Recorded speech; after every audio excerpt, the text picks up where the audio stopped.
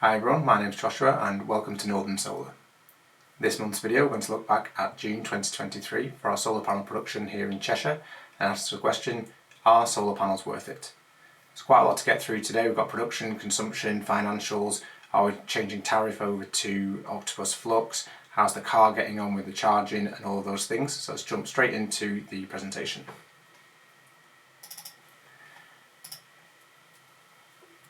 So for those that are new to the channel, this is our installation here. We've got 8 kilowatts of solar panels on our roof. That's 4 kilowatts there on the west facing, and we've got 4 kilowatts on the east facing on the back of the house, attached to a 6 kilowatt SolarEdge inverter with 13 kilowatt hours of Growatt battery storage.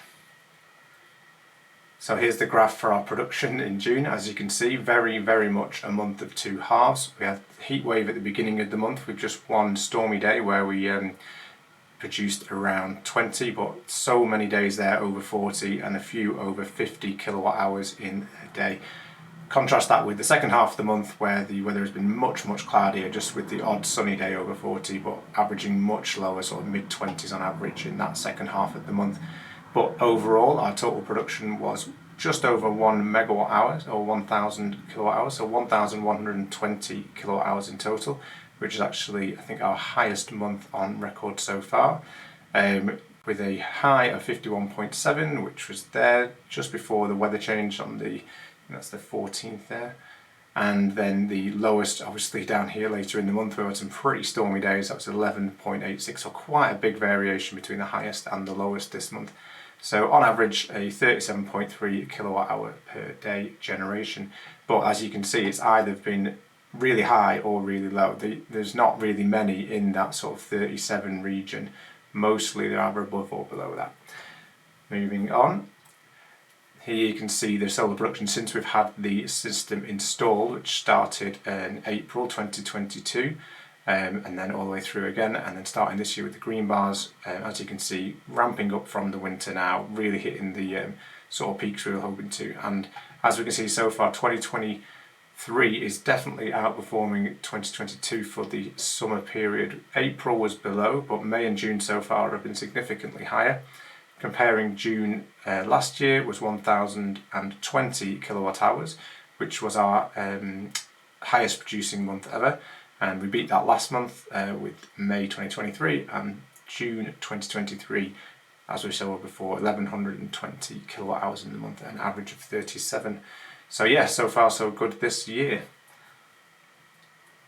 This is a new set of graphs that I've taken out of the Octopus data that we get from our Octopus portal. So this now is showing the import and export from the grid, which goes along with the solar for June 2023. So grid importing, you can see there's quite a few days where we're importing quite a lot, and this is to charge the electric vehicles that we have. We're not charging the home battery at all at the moment, because there's plenty of sun to charge that for us, so we don't need to add any charge into that ourselves overnight. These are all car charges. Other than that, we're using almost nothing from the grid, as we'll get to later. But yeah, some days over 20 kilowatt hours into the car, for a total in June of 316 kilowatt hours charging this plug-in hybrid that we have and the Zoe EV. And then you can see our grid export, again, a real massive tale of a month of two halves here. First part of the month, massive amounts of exports, averaging like, I don't know, around 30 kilowatt hours a day exporting, and then the weather significantly took a turn for the worse, and we were averaging much lower, maybe 10 to 15 at best on average. But in total across the month, 720 kilowatt hours,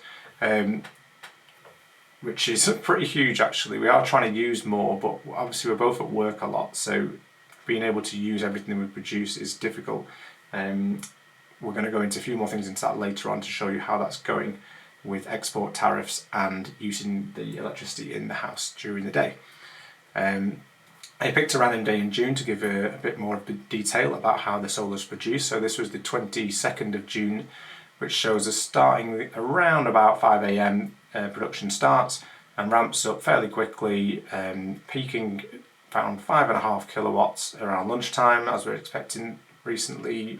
With good weather and very little cloud, we can get close to that 6 kilowatt limit on the inverter, even though we are split east and west.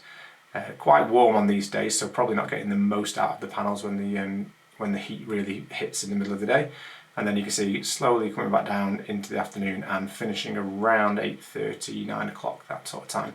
So yeah, really good long generating day with some nice high peaks, a couple of cloudy spells that day, but overall not too bad. So moving on again, this graph is one that I've put together to show that same day, but our consumption pattern against that and how the battery works with that.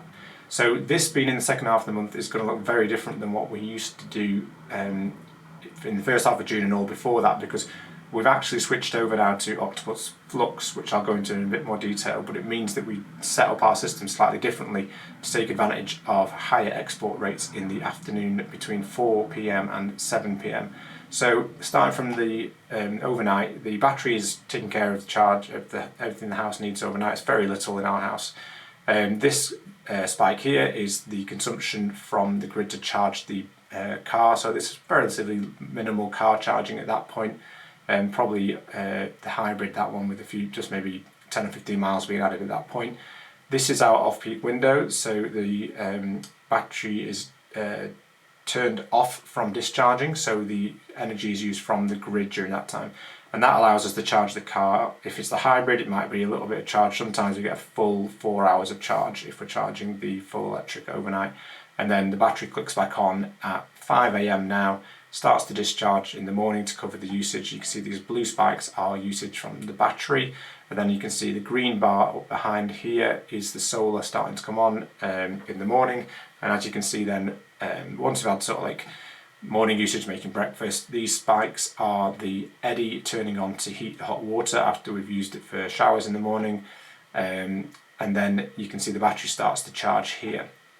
So battery charging, as you can see, as the solar comes up, a bit more usage around breakfast and lunchtime here. We've had workmen on site, so quite a lot of teas and coffees being made. We are very, very close to the end of our renovation work. It's been a long time. I think if anyone's been a regular watcher of the channel, you know I've been talking about this most of this year, but we are extremely close to having everything finished. And then what you can see here is that once the battery gets up to 100%, we start exporting to the grid, and it's this blue section here. So all of these blue spikes are exported to the grid. As you can see, all during lunchtime and in the early afternoon, there's very little usage in the house. If one of us is working from home, it's maybe just the computer, monitor, that sort of thing. There's very little being used here, maybe the odd cup of tea or something, a cup of coffee being made. But as you can see, as soon as we hit this 4 p.m. mark, the battery switches over to start discharging, and you can see a huge drop off in the battery percentage. And the battery is set to discharge at around 2.5 kilowatts for the 3-hour window between 4 and 7 p.m. I think on this particular day it got to its 50% limit a bit quicker. I've set the bottom limit on the battery to 50% so that we still have 50% of the battery to last through the evenings. As you can see, we'll need a bit later on. So what you can see here is the battery discharging really fast while we're exporting it from the battery, but also there's still quite a lot of solar. So at this point we're exporting around 6 kilowatts to the grid, and it starts to drop off as the solar drops off. But by this point here, the battery then stops discharging because it reaches 50% charge. So you'll see a quick drop off in the exporting amount, and then it carries on exporting at this level here, which is just the solar that we're not using, going out to the grid. So that's really helping us earn extra for our exports, because you earn about double the export rate, which I'll go into again in a couple of slides time about how that works now. But yeah, that little period there, while we've got such good weather, the battery fully charges in the morning, and then we export to the grid from the solar, and then we export extra in that little peak, in that window there. And then as you can see in the evening time here, the solar starts to drop off, we've got a bit more usage, and then we had the portable air conditioning unit running, which is around about 800 watts from about 8 o'clock to keep the bedroom cooler, because it's been really warm in this part of the month. So you can see the battery starts to come down naturally overnight here. Sorry, yeah, that waffled on a bit, but you see we've changed our usage patterns quite a bit now with the new tariff, so I just wanted to go into a bit of detail about how that works at our house. So all the facts and figures here, what this is going to show you how the the difference between what we made and what we generated, what we exported, how much money it made us for the 2 halves of the month, because we actually switched over the second half of the month from Octopus Go, which we've been with for the last couple of years, over to Octopus Flux. So I split the month into 2, which makes this page a lot more complicated than it usually looks, but let's start with how we did for the first half of the month. First half of the month, the generation was fantastic, 678 in the first 15 days. We exported 451 kilowatt hours to the grid, self-consumption in the house of 227, and then our grid consumption for charging the car during that time was 157. 155 overnight for charging the car and just 2 during the peak hours of the day. So our total consumption in that part of the month was 384. So then in the second half of the month we moved over to Flux, which I'll go into the details a bit now. We generated significantly less because the weather was a lot worse in the second half of the month, which is a bit frustrating because we're hoping to export even more to make even more, but the weather turned on us. It's starting to get better now, early July, but hopefully we'll do well with Flux going forward. So yeah, solar production was a little lower second half of the month. We only exported 269 to the grid, and then I've split this up because the Flux tariff is split into various sections of the day. So the peak time for the off-peak time, for charging the car is between 2 and 5. So we have no export during that time, but we have import from the grid during that time of 155 kilowatt hours. And then there's a separate rate outside of that time from 5 a.m. all the way through to 4 p.m, which is the day rate. In that time we exported 128 to the grid, and then they have this flux period, which is 4 o'clock till 7 o'clock, which is kind of like a peak time to export because you get paid double export rates during that time. So we would exported 141 during that period to make extra money from the solar and the battery exporting to the grid. So our self-consumption in the house was 163 during those days, and then from the grid you can see all of the consumption again is in that off-peak period, which is now a smaller off-peak window. Previously we had 2:30 till 6:30, I think it was, so we had 4 hours. Now we only have 3 hours from 2 till 5, and yeah, obviously tiny little bits of grid consumption during the day and during the evening. So then I totaled them all up to try and make it a bit simpler to digest. You've got total solar production of 1110, I think it is, or rounded up, and exported to the grid of 720, self-consumption 390 kilowatt hours, and grid consumption of 316 kilowatt hours. So, and that of that from the grid, again, it's very, very low. It's 6 from the grid during peak times and only 310 from the grid during off-peak.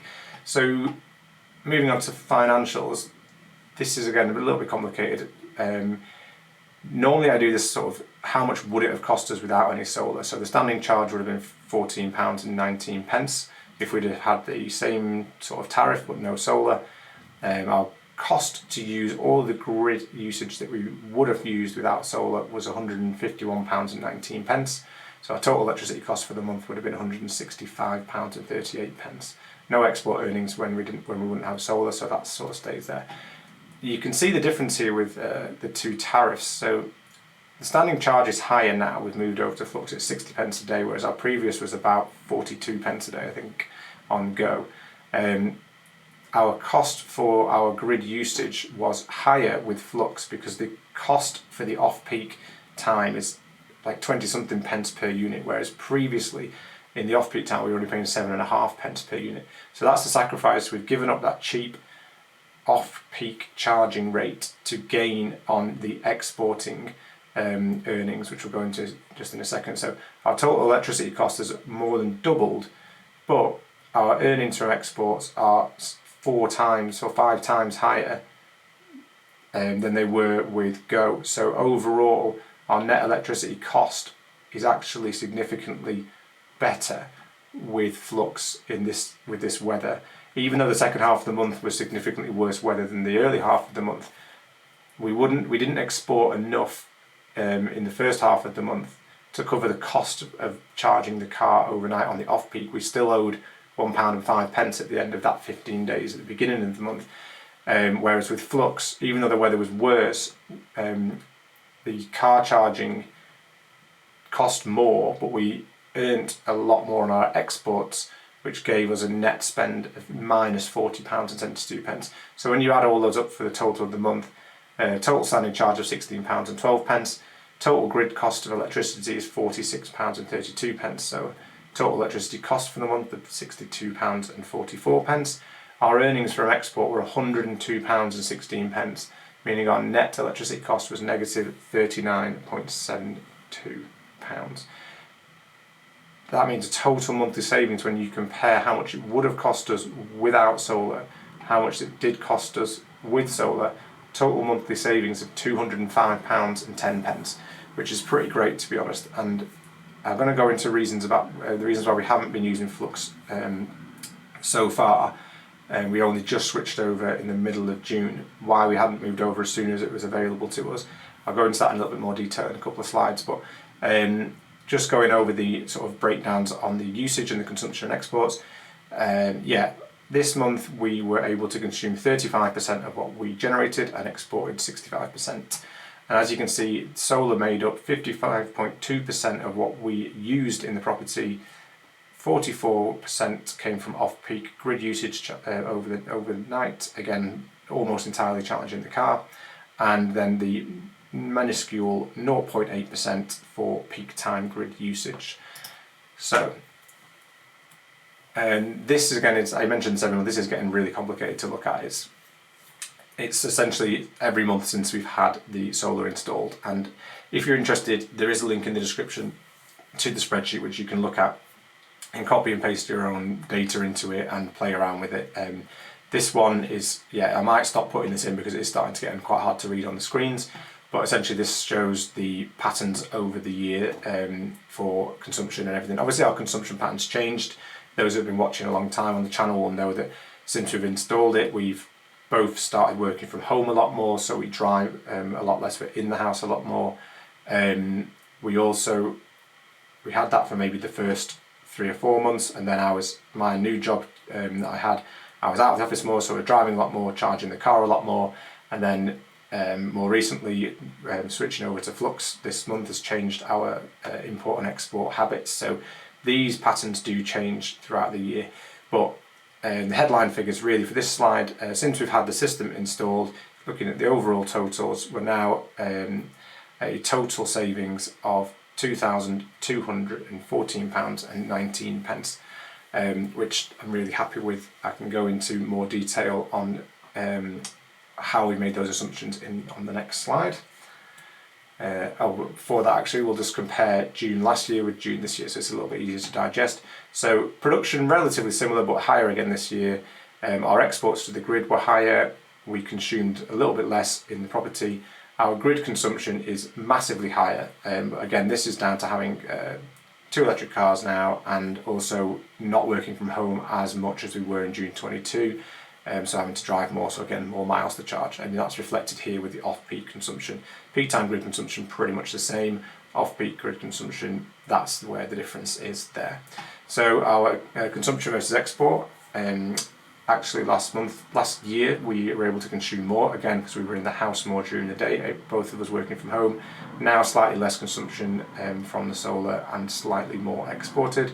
And then as you can see here, the difference now on this one, solar is producing 83% last year but only at 55% this year, and that's only because of the large amount of off-peak grid usage that we have now. We're charging the cars overnight, and as you can see last year £150 on the, I think that was we originally bulb back then, but very similar to the Octopus Go tariff, and so around £150 saving, but this month about £55 more saving.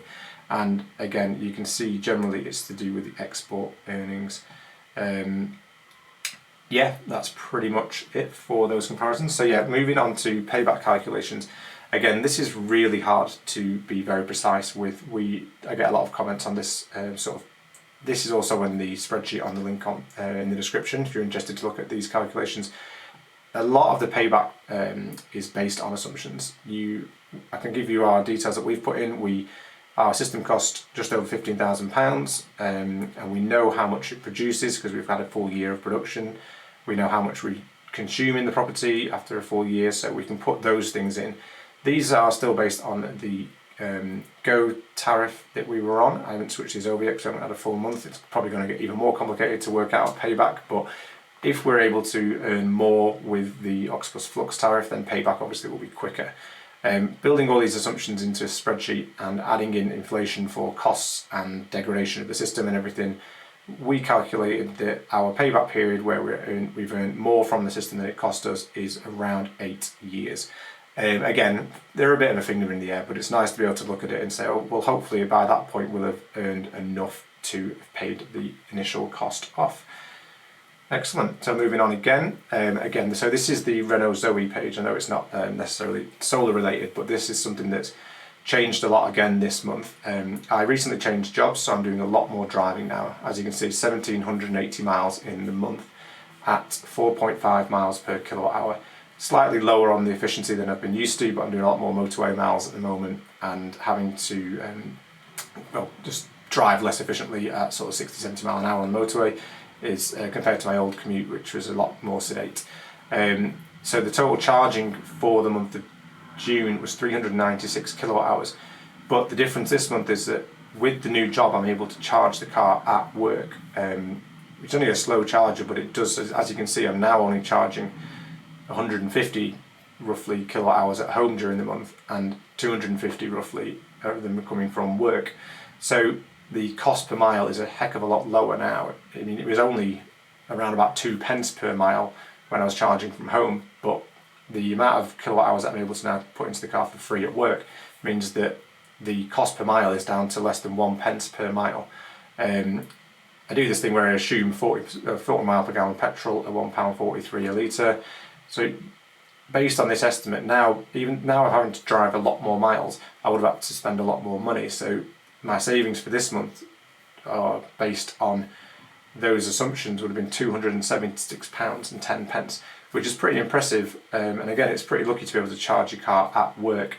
This is one of the main reasons why I'd held off switching over to Octopus Flux, because if I'd had to charge all of these miles at home when I knew I was starting the new job and having to do these many miles, I would have had to pay a lot more to charge that car, and I wouldn't have been able to fit enough charge into the car in that 3-hour window on the Flux tariff. It was only once I'd started the new job and I was able to be confident that I could charge at work regularly enough to reduce my home charging enough that I realised that Flux was going to be more beneficial to us. So that was why I switched over eventually to Flux. So another thing that I wanted to mention was My Energy Eddy. As part of our renovation work, we have a water tank fitted with a Eddy energy diverter. So now this is where things have changed. Since we've moved to Flux, it's kind of redundant using the Eddy, because we, as you can see here, during the day we get paid 23.76 pence per kilowatt hour to export to the grid.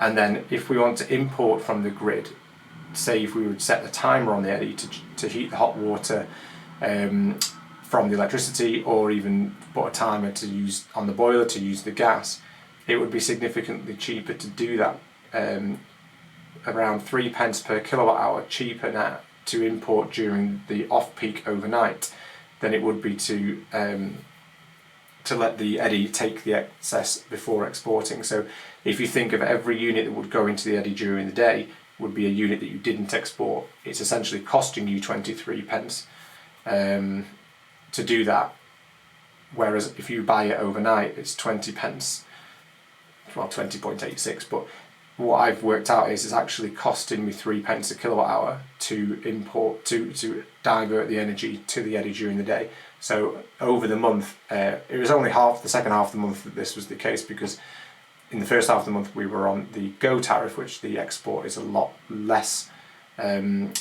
lucrative than the import rate overnight.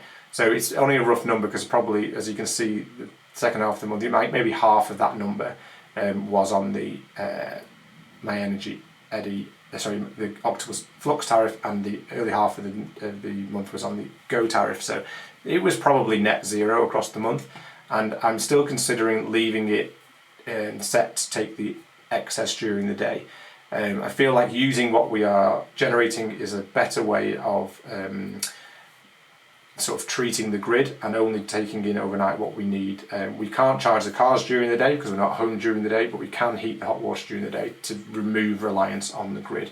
But yeah, I'm going to see how that goes over the next couple of months with the charging the hot water up with the eddy, and see if I can make that case a little bit stronger. So the last thing I do on these videos, as I usually wear, is my little plug for a referral link. Obviously I'm with Octopus Energy. I'm really happy with the service we get. It's been great since we've been there. The access to tariffs that make us money every month are fantastic. If you are considering moving to Octopus and you would like to earn £50 credit on your bill, please do consider using the link in the description. It does give me 50 credit on my bill, which is, honestly, it's been amazing to have anybody at all click on that link and get me £50 on our utility bill is absolutely lovely. And when it comes to winter and we have to pay for more electricity, that £50 will go a long way for us. It's massively appreciated, and thank you to everybody who has used that so far. But yeah, like I say, if you're interested in moving to Octopus, I do recommend them. I don't work for them, but I do recommend them, and if you do want to move over, please do you look at the link in the description. So that's pretty much it. Obviously the sun's just gone in, so it's got really dark now.